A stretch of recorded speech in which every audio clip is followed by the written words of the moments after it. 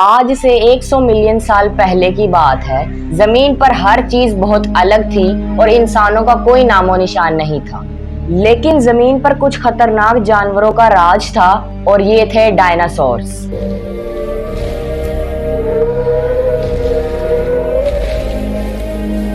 ये dinosaurs building से भी लंबे होते थे।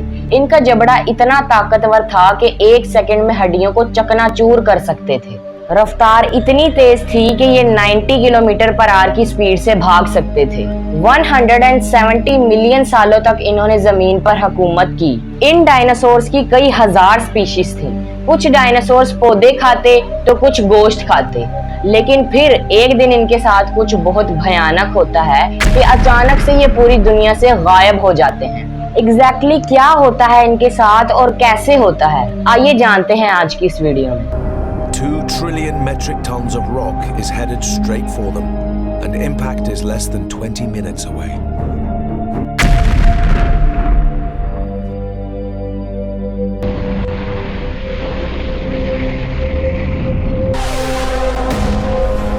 बिस्मिल्लाहिर्रहमानिर्रहीम। अस्सलाम वालेकुम दोस्तों, मेरा नाम है वैस रियाज और आप मेरा यूट्यूब चैनल देख रहे हैं यूनिवर्सल टॉक। आज से करीब 6.5 करोड़ साल पहले जमीन पर मौसम बहुत खुशगवार था।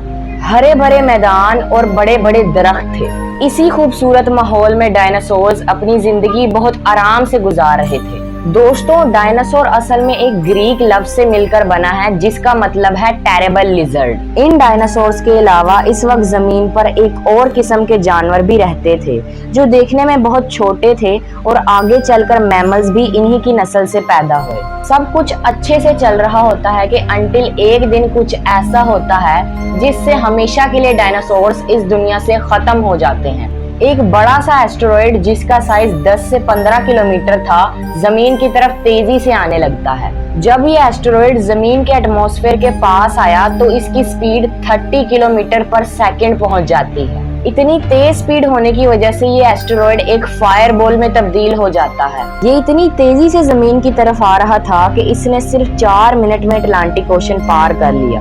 इसकी चमक इतनी ज्यादा थी कि जमीन पर टकराने से पहले हजारों डायनासोर्स इस आग के गोले को देखकर अंधे हो चुके थे। कुछ सेकंड के बाद ये एस्टेरॉयड मैक्सिको के युकाटान पेनिनसुला में जा टकराता है। जब ये एस्टेरॉयड जमीन से टकराता है तो इस जगह एक 180 किलोमीटर चौड़ा और 25 किलोमीटर गहरा एक बहुत बड़ा गड्ढा बन जाता है। इसके इम्पैक्ट से इतनी ज्यादा एनर्जी रिलीज होती है कि ये एनर्जी हिरोशिमा और नागासाकी पर गिराए गए बॉम्ब से 1 बिलियन गुना ज्यादा थी।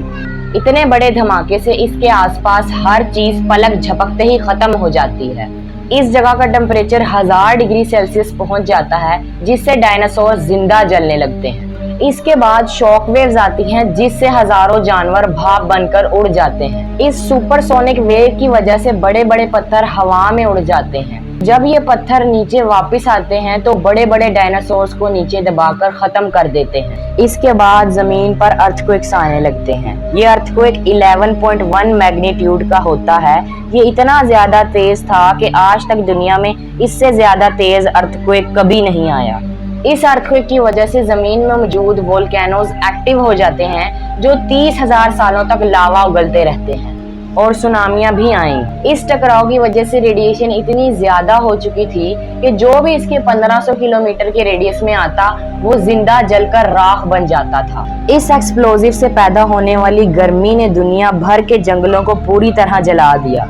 ये आग महीनों तक जलती रही। इसने दुनिया को गर्म आग का गोला बना दिया। ये तो सिर्फ इनिशियल इम्पैक्ट था, लॉन्ग टर्म कॉन्सिक्वेंसेस इससे भी ज्यादा खतरनाक थे।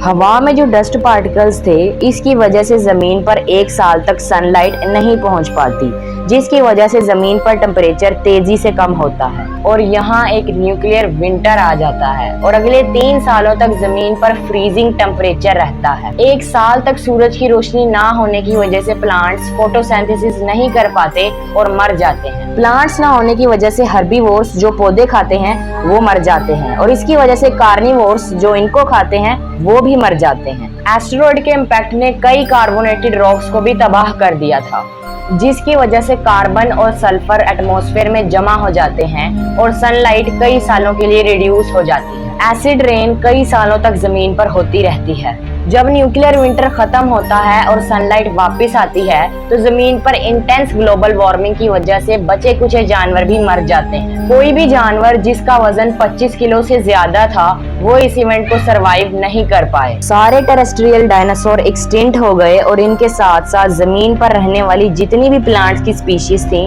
वो भी 75% से ज्यादा एक्सटिंक्ट हो गई। जो इकलौते जानवर जो जिंदा बच पाए इस कॉन्सिक्वेंसेस से वो छोटे ओमनिवोर्स एनिमल्स थे, जैसा कि मैमल्स, लिजर्ड्स, टर्टल और कुछ बर्ड्स। ये छोटे जानवर इस तबाही से बचने के लिए जमीन के अंदर ही छुपे रहे और इसी तरह 6.5 करोड़ साल पहले 165 मिलियन साल तक दुनिया पर रूल करने वाले डायनासोर्स का खात्मा हो गया और एक ही पल में ही डायनासोर्स का ये दौर खत्म हो गया। आखिरकार इस तबाह दुनिया से बचे हुए जानवर सामने आते हैं और आगे चलकर ये जानवर कई स्पीशीज में बंट जाते हैं। Thank you and subscribe.